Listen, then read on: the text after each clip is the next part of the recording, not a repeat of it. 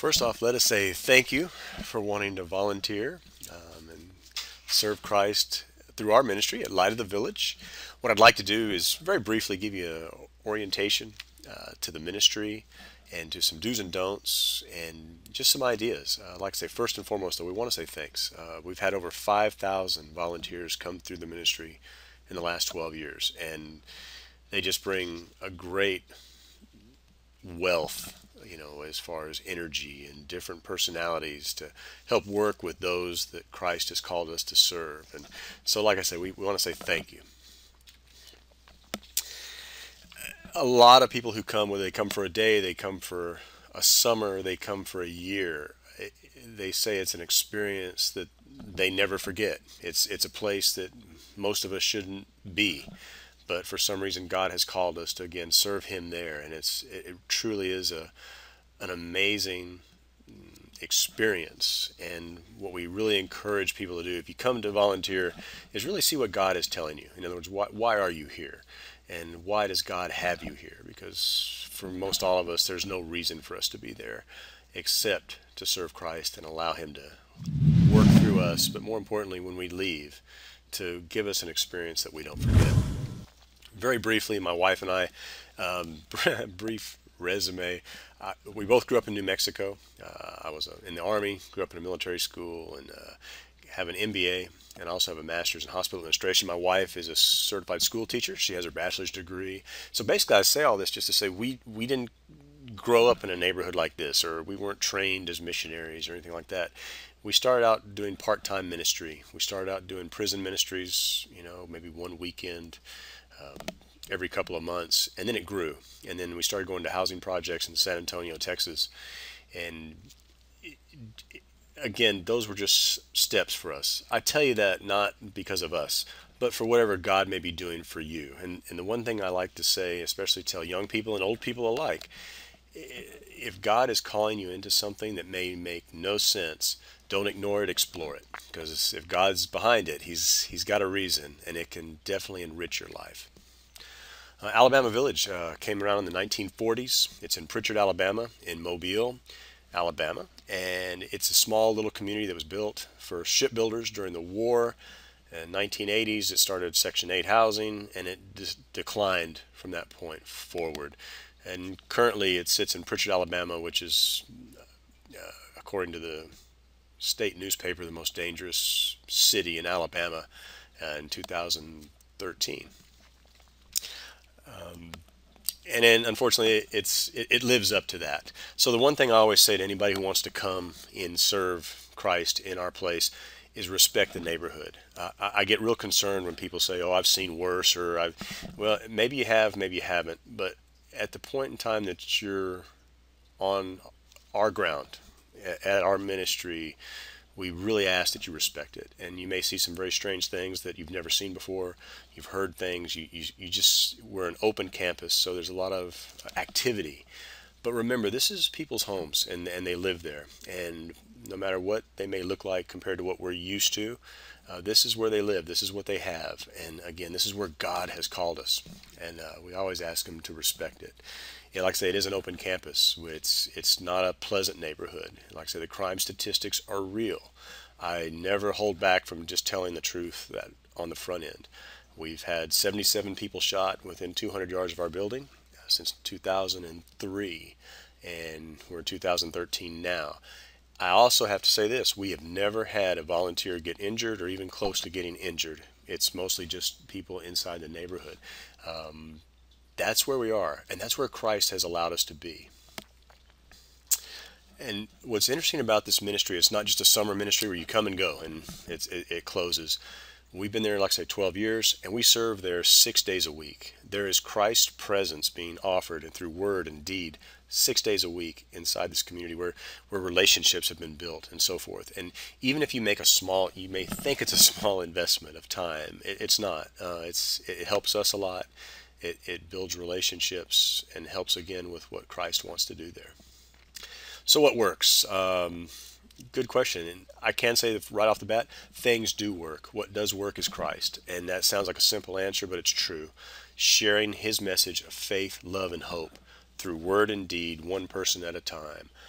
That's what works. We do have a GED program, and we have other programs that I'll explain here in a second.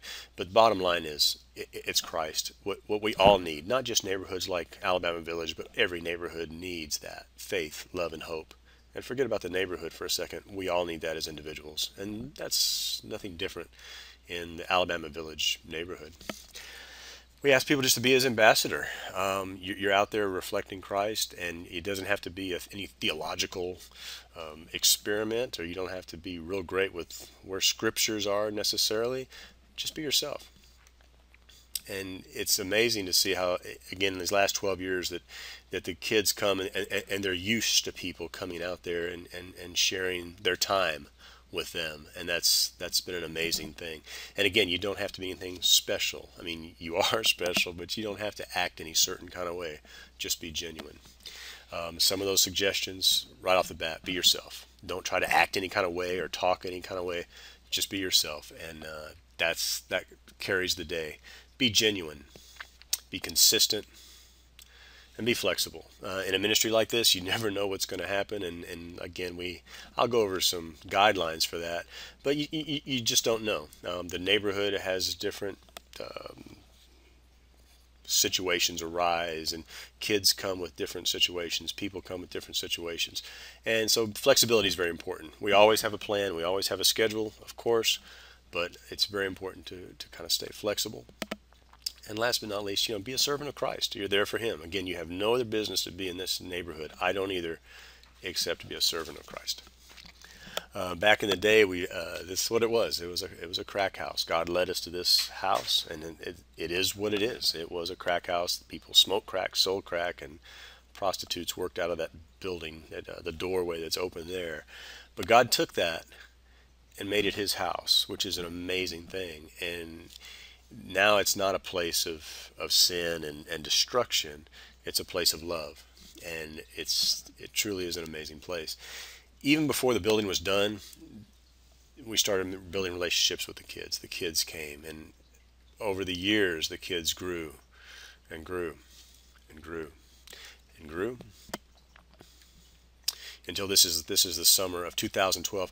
And notice the picture real quick. You have young kids, you have older kids. The little kids that we knew back in the day have grown up, and more people have come. So we have a wide variety of ages at our ministry, and we welcome that. Again, it's an open campus. Anybody can kind of walk in and out and so forth. And so we welcome that to the community. Big question is, why do they come? And here's what they say. They say, this is our home. We feel the love of a family, and we feel the love of Christ. It can't get any better than that. That's why we're there. We want them to know that Christ loves them, and we want to prove it to them. And the fact that they feel the love of a family is the best compliment after the feel the love of Christ that we could get. They feel a family environment that unfortunately a lot of them don't even know what that means. And it's cool. And like I say, it's just truly an amazing thing. Despite the numbers, I mean, I can tell you all the averages, 175 kids during the summer and so forth. It's all about an individual. So if you get out there and you focus on one child and so forth, they want you to push them on a swing. Remember that one child, that one person that you're talking to, that you're interacting with, may not have anybody do that with them for the next week or so. So if you just spend time pushing a kid on a swing, you're doing exactly what you're called to do. And again, they get older, and we still have the older people coming from the community as well.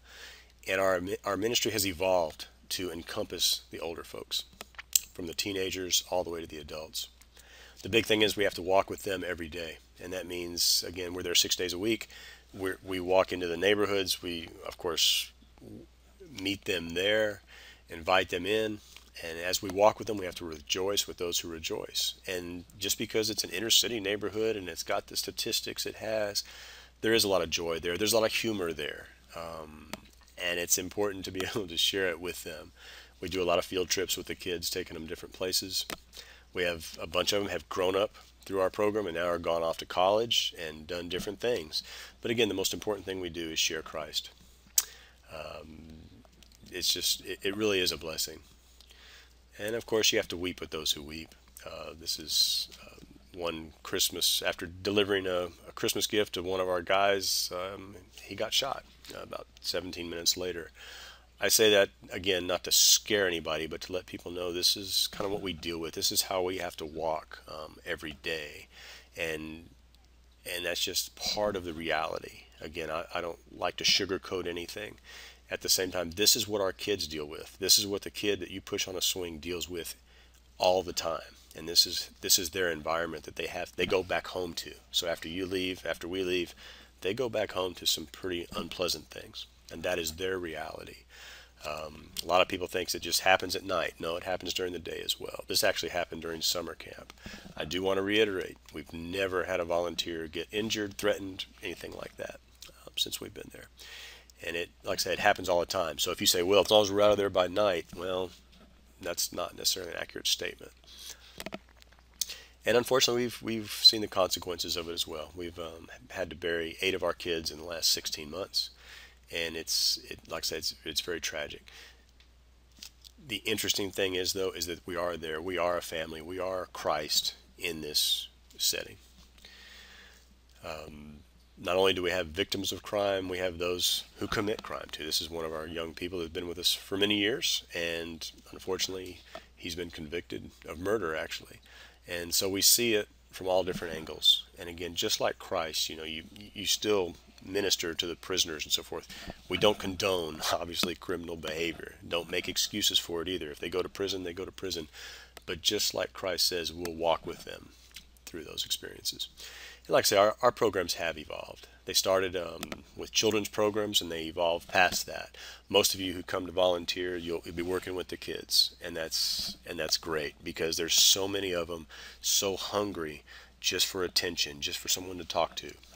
It's really pretty simple, but even though it's simple, it's so special. We've gone out to different places. Again, I'm an MBA, as you saw, and we've gone to different best practices. This is when we went out to Camden, New Jersey, to Urban Promise. We've gone out to Los Angeles, California, to Homeboy Industries, and of course Victory Gospel Chapel there in San Antonio, Texas. We started a school 2007. My wife resigned as a public education teacher after 15 years because she wanted to start a school to help the kids. All of our programs are free. We don't charge for anything. We can't, and we don't. And we make sure that we remove as many obstacles from their success as possible. And education is one of them. This is how the class has grown. This is last year's. This is December 2012. Again, older, larger group. All these people, every one of these students comes with their own dreams, their own challenges, and so forth. And that's always important to remember. So many times we try to blanket, have a general answer for what are the problems, or these kids all need X or Y. Remember, they're all individuals. The other program we started in 2007 was what I call Crossing the Hood. This is where we reach out again to the younger people, more criminally oriented, let's say, people that are adjudicated from the criminal justice system. We're open to them as well. And again, to try to help them feel the love of Christ and to move through. That's where I call it crossing the hood. It's not just that Christ is in the hood, so to speak, but it helps them move through that culture into something better. And it's worked, and it's been a real blessing, and like I say, very, very heart-wrenching at times as well. We started a thing called the Yard Dogs. These are volunteers. We started putting them to work, let them cut grass around the neighborhood, and that actually evolved into a real small business. We believe in people. We're not into the whole handout mentality. We want to see people get a hand up and to try to, again, find who they are in Christ to move through, all society basically. And a lot of these folks have never had that presented to them. And so what we try to do is give them jobs, give them different things to, again, let them experience that. The last program I'll mention is the Christian Advanced Mentor Program. These are guys who get jobs, they're going to college, they get their own apartment. And again, these are young people that have never even seen an apartment or even had a bedroom or a bed, some of these young folks. And what we try to do is give them that opportunity, again, through Christ, to, again, let them be the people that God wants them to be. And it's truly amazing. So what will you be doing at Light of the Village? Okay, let's focus just on you. That's enough of the overview. What will you be doing? And like I said, a lot of it's just interaction, pushing kids on swings, maybe tutoring, possibly on a work project. The big thing is, no matter what you're doing, you're making an investment for Christ. Things that we can work with after you're long gone. You planted a seed of love and so forth that we can work with after that.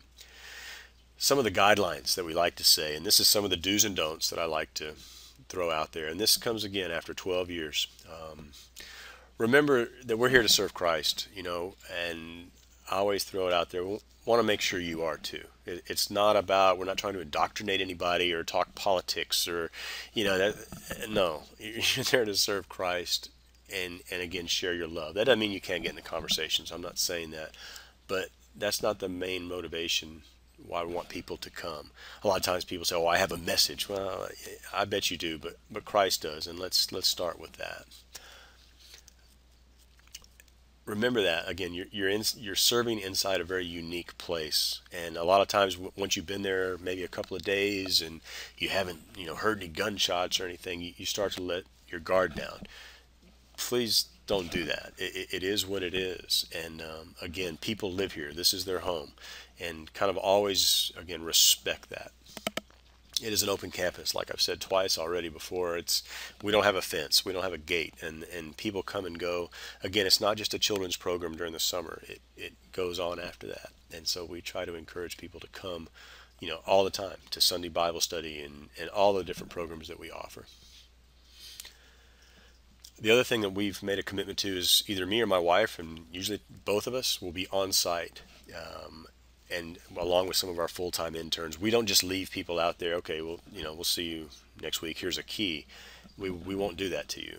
You're our guests, and you're our very special guests, and we appreciate you being there. And we won't just leave you out there and let you fend for yourself. That's something we will never do. You also have a set of eyes, and you may see things that we don't. We try to look for everything, but sometimes we don't get it. If you see something that looks weird, maybe God has put that on your heart, just let somebody know. Forget that no snitch policy that people like to talk about. That's overestimated. Just let somebody know. You can let a team leader know, an intern know, or one of us know. And be flexible. Like I say, things change out there. It can go from 0 to 60 in about 2 seconds. And what we try to do is adjust schedules, adjust rotations, and so forth to, again, keep things safe and keep things under control. It's going to be loud, hot, and may seem chaotic. I mean, again, you put 200 kids or people into a one-room place, it's going to be loud and crazy. It's just be used to that. But believe it or not, there's always a schedule, always a routine. And always look for opportunities to serve. One thing we see is a lot of kids, they come out there to be volunteers, and they kind of group up together and just go sit on the porch somewhere. Look for that kid who wants to catch a football, or look for that child who wants to do your hair or who wants to swing. Please do that. I mean, come in with your energy level high and spend time with these kids, because again, a lot of these kids will not have that opportunity once you leave. Again, I can't overestimate. Don't forget where you are. Okay, this is again not a video, a DVD. This is the real thing. And we ask people to stay on campus. Don't wander off. Don't go in anybody's house or follow kids home or anything like that. We ask you to stay close by. And it is a church. We're not a social agency. We are a Christian ministry. And remember this too, not everybody's a member of that church. And so even though people are on campus, maybe playing basketball or whatever, that doesn't mean they're all Christians necessarily. So kind of keep that in mind. We ask people to protect your phone and valuables. We had one intern lose 3 iPhones in one summer. Again, not everybody there is a Christian per se, and your stuff will go missing. And in all honesty, there's little I can do about that. If I've got 200 kids, I certainly can't search them, and in most cases, whoever has taken it is usually gone anyway. So we ask them to be proactive and preventative. If you have phones, keep it on you. Don't lay it on a bench, or don't set it on a shelf while you're doing an activity. Keep it either on yourself, or better yet, just lock it up in your car or the bus or the van when you get there. And that goes for your wallets and so forth. Things do disappear. Again, the neighborhood is what it is, and let's never forget where we are. You do watch for drama. This is kids messing with each other. Again, this is an environmental norm that a lot of us are not used to. What I get concerned about is things tend to escalate very quickly. So again, if you see two kids kind of getting into it, and just let somebody know, and we will take it from there. Again, your eyes see a lot more things than maybe ours do at times. So please, just let someone know. In the event of some strange thing, we haven't had this happen in 4 years. So it was back in 2009. If something gets really strange, we'll bring everybody inside, and we'll wait till things calm down. And like I said, we will call the authorities in certain situations. This idea of, well, we're not going to call the police. I felt that way for the first probably 5 years. I've gotten past that. There are certain situations that I'll call them, and because of our relationship, they show up very quickly, and hadn't had to be done very often, to be honest with you, but I will do it. Again, your safety is very important to me. I take it very seriously.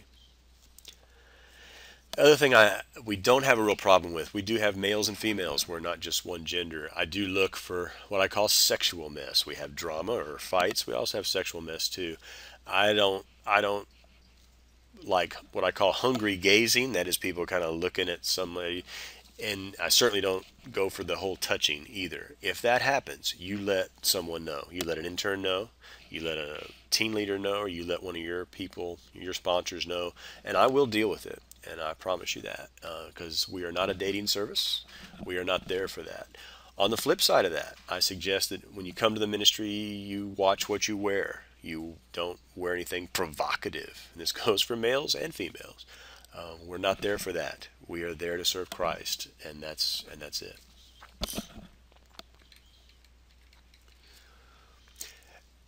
Outside ministry fraternization is discouraged. Now, I know this is America, and I can't prohibit you, but I will strongly discourage it, and here's why. A lot of times in this era, a lot of people want to become Facebook friends. I discourage that, because what will happen, and what has happened, is you will get some Facebook posts that you don't want to see. You'll get some video clips that you probably don't want to see either. It just is what it is, and so we discourage that very, very strongly. I totally prohibit anybody getting in your vehicle or in your van without either our knowledge, and we usually will not do that. You don't want kids in your car. We don't want volunteers taking kids home. That protects you, it protects the child, and protects us.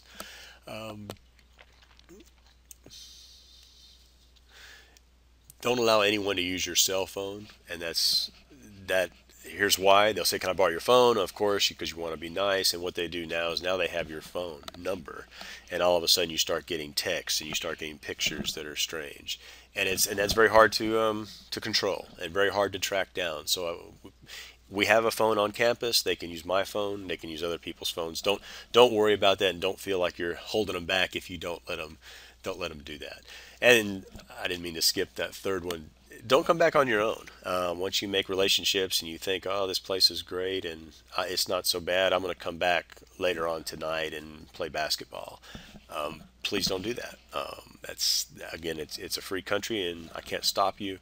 I strongly discourage it. However, people do get robbed, people do get assaulted, and people have been murdered in that neighborhood, and it's unfortunate, but it's true.